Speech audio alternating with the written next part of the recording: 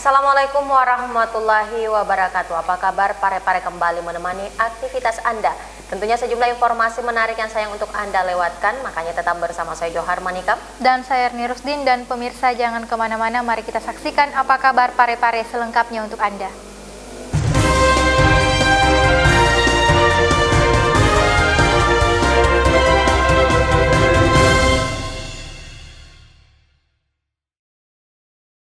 Pemirsa, kita ke informasi pertama. Diskusi secara virtual digelar oleh Dinas Pemberdayaan Perempuan dan Perlindungan Anak Kota Pare-Pare guna mendukung penguatan kelembagaan pengarusutamaan gender. Berikut liputan selengkapnya.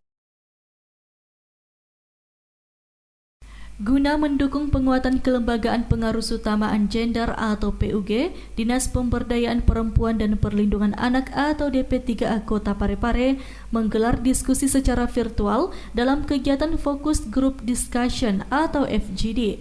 Diskusi virtual ini berlangsung sangat interaktif dengan dipandu dua fasilitator handal, yakni Ibrahim Fattah, Direktur LP2EM, dan Laude Arwarahman, Kepala Bidang IKP Dinas Kominfo Pare-Pare. PLT Kepala Dinas DP3A Kota Pare-Pare Haja Rostina mengatakan, kegiatan ini diharapkan dapat menemukan rumusan yang tepat dalam konsep gender melalui basis budaya lokal yang dipandang signifikan dalam mewujudkan keadilan dan kesetaraan gender khususnya di Pare-Pare. Fokus Discussion Group atau FGD dalam rangka menemukan rumusan yang tepat tentang gender dalam perspektif budaya lokal guna memperkuat kelembagaan pengarusutamaan gender atau PG Kota Pare-Pare.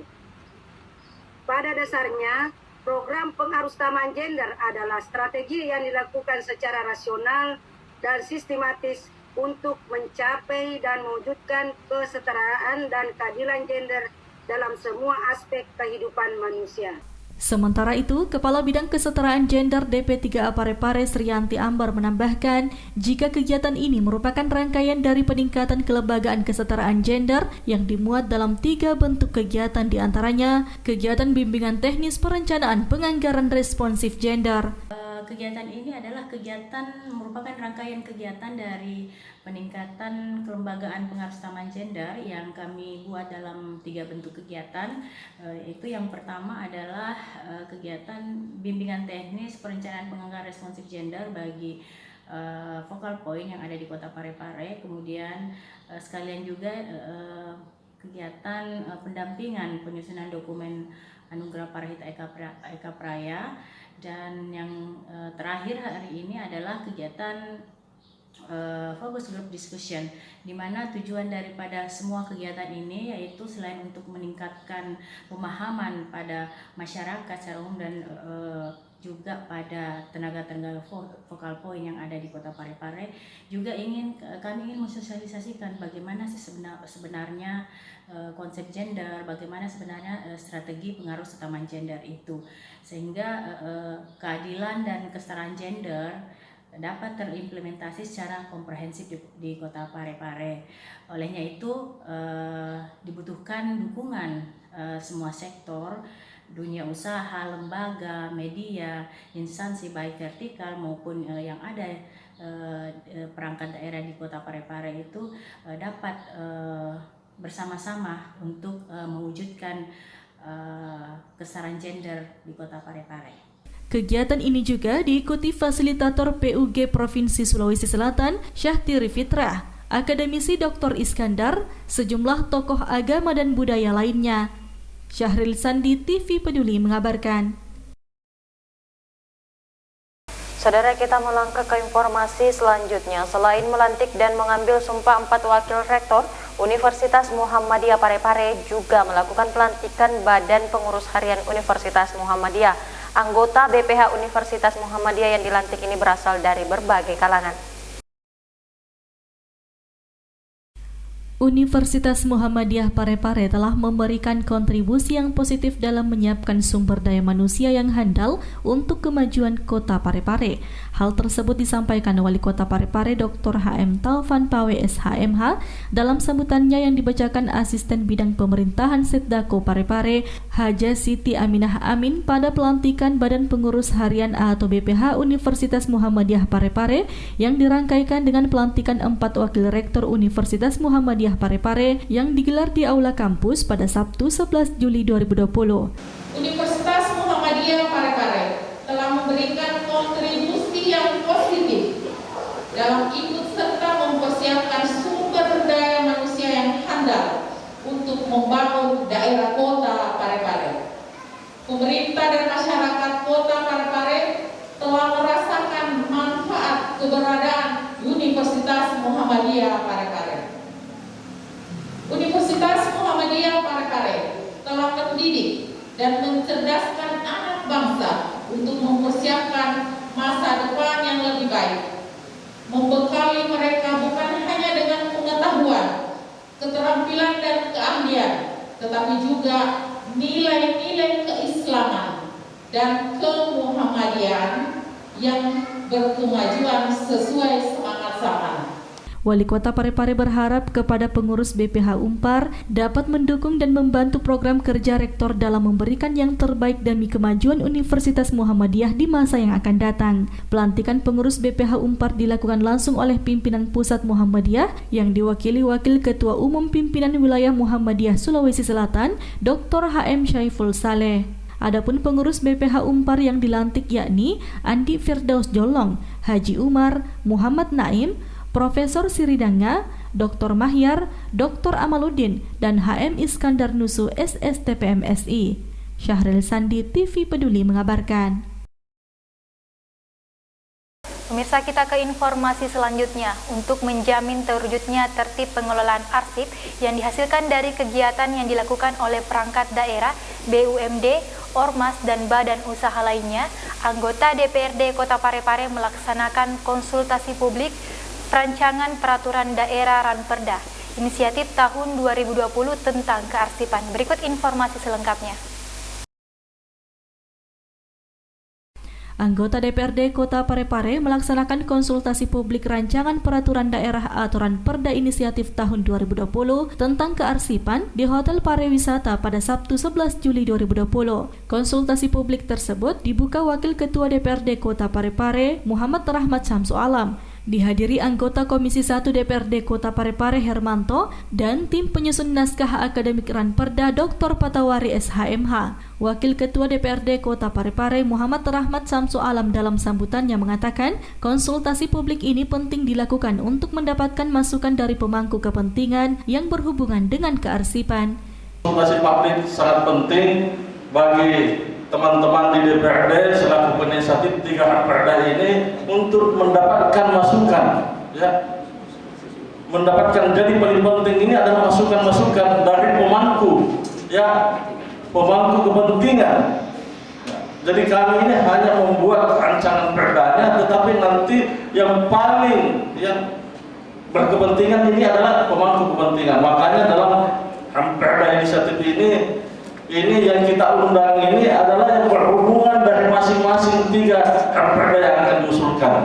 Ya, kalau kearsipan ini tentu berhubungan dengan kepemerintahan, semua instansi pemerintahan, baik dari lurah, camat dan semua OPD yang ada. Karena ini menyangkut dengan kearsipan. Kemudahan Ranperda tentang kearsipan ini bertujuan untuk menjamin terwujudnya tertib pengelolaan arsip yang dihasilkan dari kegiatan yang dilakukan oleh perangkat daerah, BUMD, Ormas, dan badan usaha lainnya yang kegiatannya dibiayai oleh APBD sesuai dengan ketentuan peraturan perundang-undangan. Menjamin ketersediaan arsip yang autentik dan terpercaya dalam rangka perlindungan kepentingan daerah dan masyarakat melalui kegiatan pemanfaatan arsip, serta menjamin keselamatan aset dan budaya daerah melalui kegiatan perlindungan dan penyelamatan arsip.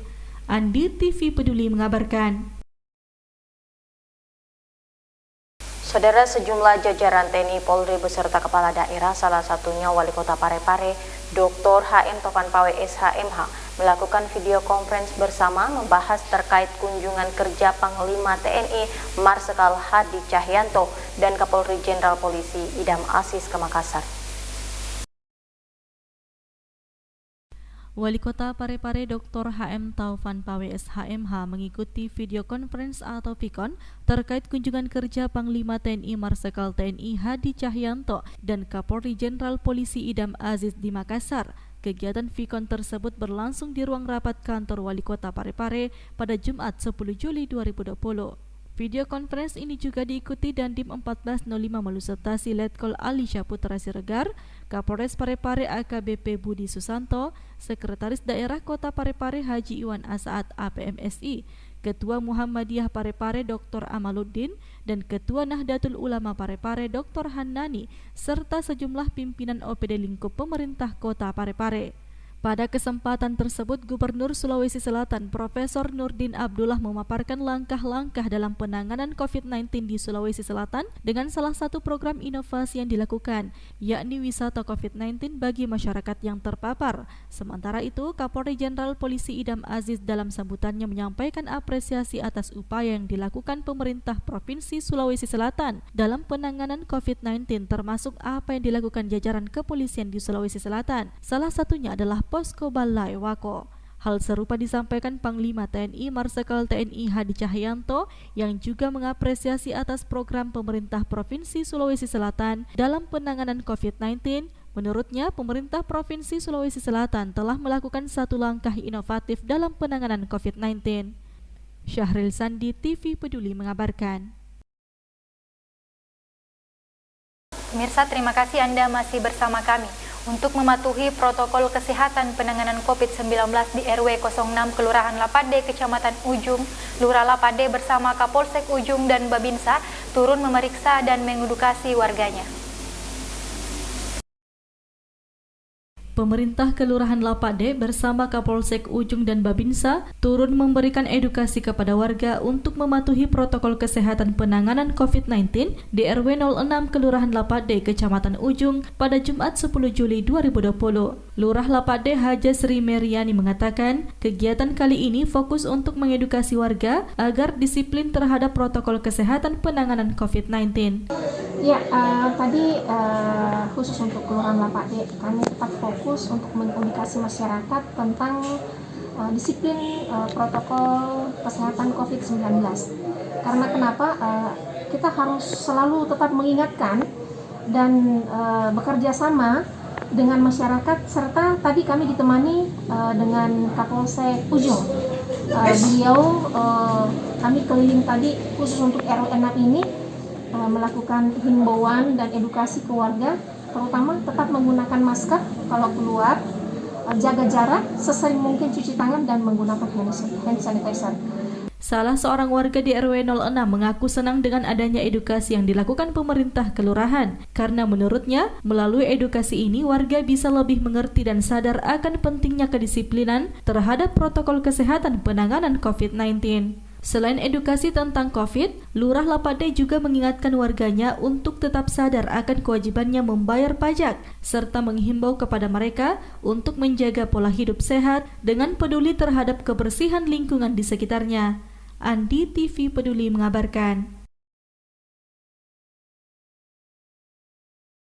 Saudara, kita beralih ke informasi selanjutnya. Meski kondisi perekonomian sempat carut-marut, mengingat pandemi COVID-19 memberikan dampak yang sangat besar, namun penerimaan pendapatan asli daerah atau PAD Kota Parepare hingga bulan Juni 2020 telah mencapai 81 miliar. Realisasi penerimaan pendapatan asli daerah atau PAD Kota Parepare hingga bulan Juni 2020 telah mencapai 49,27% dengan total capaian 81 miliar lebih. Capaian tersebut dijelaskan Kepala Badan Keuangan Daerah Kota Parepare Jamaluddin Ahmad di depan peserta monitoring dan evaluasi PAD periode Januari hingga Juni 2020 di ruang pola kantor Wali Kota Parepare dengan protokol kesehatan yang ketat pada Jumat 10 Juli 2020 yang lalu. Sementara itu, Wali Kota Parepare Dr. HM Taufan Pawe SHMH dalam sambutan dan arahannya memberikan apresiasi atas kerja-kerja yang telah dilakukan oleh organisasi perangkat daerah khususnya kepada 13 SKPD pengelola PAD. Saya secara jujur mengatakan pada kesempatan ini bahwa ada sesuatu yang harus kita syukuri. Tidak bisa kita pungkiri, saudara-saudara sekalian, bahwa realisasi penerimaan pendapatan asli daerah kita untuk SKPD pengelola PAD, saya harus sampaikan, kalau kita melihat perbandingan tahun anggaran 2019, periode yang sama, Januari sampai Juni, itu 66 miliar sekian. Nah, periode tahun 2020 ini, kita syukuri 81 miliar sekian. Ada peningkatan. Saya tidak mau memakai variabel karena ada pembayaran yang tertunda dan baru masuk sekarang ini, saya tidak pakai variabel itu. Yang jelas saya melihat faktanya bahwa dari 13 SKPD pengelola PAD, mulai dari Rumah Sakit Andi Makassau, Badan Keuangan Daerah, Dinas Pertanian, Kelautan dan Perikanan, Dinas DP3A, Dinas Pekerjaan Umum, Dinas Pendidikan, Dinas Kepemudaan, Olahraga dan Pariwisata, Dinas Lingkungan Hidup, Dinas Perhubungan, Dinas Pemadam Kebakaran dan Penyelamatan, Dinas Perdagangan, Dinas Kominfo, Dinas Kesehatan. Jadi saudara-saudara sekalian, memang ada yang cukup menonjol, bahkan sangat fantastik. Dari periode yang sama, Rumah Sakit Andi Makassau mendapatkan 34 miliar sekian. Mana Pak kabarnya? 34 miliar sekian. Dan periode yang sekarang ini di 53 miliar sekian. Wali Kota 2 periode ini juga menyampaikan bahwa monitoring dan evaluasi yang dilakukan ini merupakan wadah untuk mengukur sejauh mana kapasitas dan kemampuan untuk mencapai target kinerja yang diberikan. Menurutnya, potensi PAD masih terbuka lebar dari waktu ke waktu untuk memaksimalkan potensi-potensi itu agar apa yang diharapkan dapat terwujud. Rapat monitoring dan evaluasi ini selain dihadiri Wali Kota Parepare, juga turut hadir Sekretaris Daerah Kota Parepare Haji Iwan Asaat APMSI bersama para pimpinan organisasi perangkat daerah, camat serta para lurah. Syahril Santi, TV Peduli mengabarkan. Pemirsa, kita ke informasi selanjutnya. Setelah seorang pasien COVID-19 terkonfirmasi positif COVID-19, Puskesmas Lumpue Kota Parepare tutup sehari. Berikut informasi selengkapnya. Puskesmas Lumpue di Kota Parepare sementara waktu menutup pelayanan poliklinik dan unit gawat darurat yakni selama 1x24 jam. Hal ini dilakukan setelah seorang pasien terkonfirmasi positif COVID-19 pernah mendapatkan layanan kesehatan di ruang poli dan UGD Puskesmas. Hal ini disampaikan Kepala Puskesmas Lumpue Irmawati bahwa sebelum dirawat di Rumah Sakit Sumantri, pasien tersebut pernah berobat di Puskesmas Lumpue dan saat pemeriksaan pasien sempat hampir pingsan sehingga pasien langsung dibawa ke UGD untuk penanganan lebih lanjut. Usai diketahui pasien tersebut positif, pihak puskesmas menutup sementara layanan poliklinik dan ruangan UGD dan mensterilkan ruangan tersebut, serta petugas medis yang sempat berinteraksi dengan pasien untuk sementara melakukan isolasi mandiri. Jadi kami mensterilkan ruang UGD kami karena pasien atas nama pasien di wilayah, ada satu pasien di wilayah kami kebetulan di Kelurahan Lumpue itu terkonfirmasi positif COVID-19. Yeah. Kebetulan sebelum masuk rumah sakit tanggal 5 Rumah Sakit Sumantri itu dia berobat ke Puskesmas Lumpue. Yeah. Tanggal 4. Yeah. Dan kejadiannya bahwa pasien tersebut sempat kurang enak perasaannya, hampir pingsan, sehingga kami bawa ke UGD. Awalnya dia berobat di poli. Jadi kami mensterilkan poli 1 tempat diterima pertama, kemudian UGD kami sterilkan 1x24 jam dan semua petugas yang menerima pasien tersebut kami isolasi mandiri. Sudah ada satu yang memeriksakan diri rapid test dan negatif, dan yang lainnya kami upayakan untuk di rapid test juga. Kira demikian. Ya, kalau sejauh ini bagaimana layanan di puskesmas sendiri, Bu? Apakah tetap melayani pasien atau gimana? Iya, selama pandemi COVID-19 ini kami tetap melayani. Kemudian semua petugas kami memakai APD sesuai dengan apa yang diprosedurkan. Hanya saja kami menerima pasien itu tidak ada pemeriksaan lebih lanjut lagi terkait COVID ini. Ya. Jadi upaya kami setiap hari sebelum pelayanan kami mensterilkan dulu sebelum menerima pasien. Oh ya.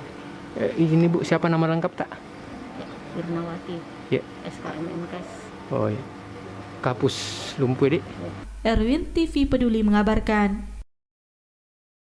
Saudara, dalam rangka menekan angka pertumbuhan penduduk di masa pandemi COVID-19, Dinas Pengendalian Penduduk dan Keluarga Berencana Kota Parepare melakukan pelayanan KB gratis kepada Ibu Bayangkari.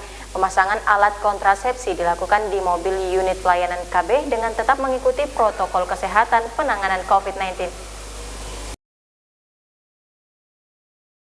Dinas Pengendalian Penduduk dan Keluarga Berencana atau DPPKB Kota Parepare melaksanakan pelayanan KB gratis kepada Ibu Bayangkari dan masyarakat umum di kantor Polsek Soreang pada Senin 13 Juli 2020. Hadir pada kegiatan tersebut, Kepala Dinas PPKB Kota Parepare Dr. Haja Halwatiah beserta jajaran, Kaurbin Opsat Binmas Polres Parepare Ibda Dr. Marino beserta Ibu Bayangkari Polsek Soreang. Layanan KB gratis tersebut dilaksanakan bekerja sama dengan Polres Parepare sebagai rangkaian memperingati HUT Bayangkara yang ke-74. Pemasangan alat kontrasepsi dilakukan di mobil unit pelayanan KB dengan tetap mengikuti protokol kesehatan penanganan COVID-19. Kepala Bidang KB Ketahanan dan Kesejahteraan Keluarga DPPKB Kota Parepare, Andi Arizul Harbi mengatakan, pelayanan KB gratis ini masih dalam rangkaian memperingati Hari Bayangkara yang ke-74.